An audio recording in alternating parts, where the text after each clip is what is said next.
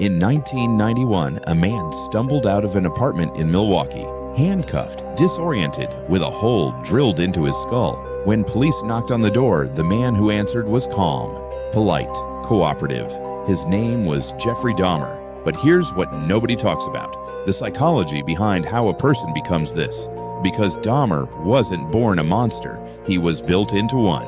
Jeffrey Dahmer grew up in a quiet suburb of Milwaukee. 2 parents, a younger brother, a normal life on the surface. But from an early age, something was wrong. As a child, he became obsessed with dead animals, not out of curiosity, but in a systematic, compulsive way. He collected roadkill, stripped the flesh from the bones, and preserved the remains in jars behind his house. Psychiatrists later identified this as fantasy-driven behavior. Dahmer wasn't just curious about death, he was rehearsing a relationship with it.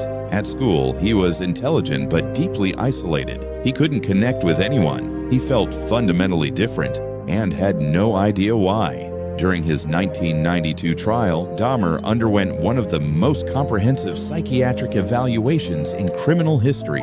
The diagnoses were striking: borderline personality disorder, schizotypal personality disorder, and what clinicians called an extreme object relations disorder, meaning Dahmer was psychologically incapable of forming normal human bonds. He didn't see people as people. He saw them as objects. Forensic psychiatrist Dr. Park Dietz testified that Dahmer's crimes were not acts of rage. They were methodical, ritualistic, driven by one core need: control. Dahmer wanted companions who could never leave him, and that fear of abandonment had a root. His parents had a troubled marriage. His mother left. His father remarried and moved away. At 18, Jeffrey was left completely alone for weeks at a time. That's the window when fantasy began turning into action. Dahmer killed his first victim in 1978. For 9 years, he didn't kill again. But the fantasies never stopped.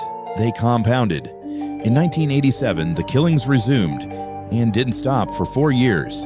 On July 22, 1991, one victim escaped and flagged down a police car. Officers entered apartment 213 and found 74 Polaroid photographs. 17 murders confirmed. What shocked investigators was Dahmer's composure during questioning. He was cooperative, detailed, almost relieved. Over 60 hours of confession, he described every murder with clinical precision. Whether the remorse he later expressed was real or simply the final performance of a man who had spent his whole life performing normalcy remains one of the most debated questions in criminal psychology. Jeffrey Dahmer was killed by a fellow inmate in 1994. He was 34 years old.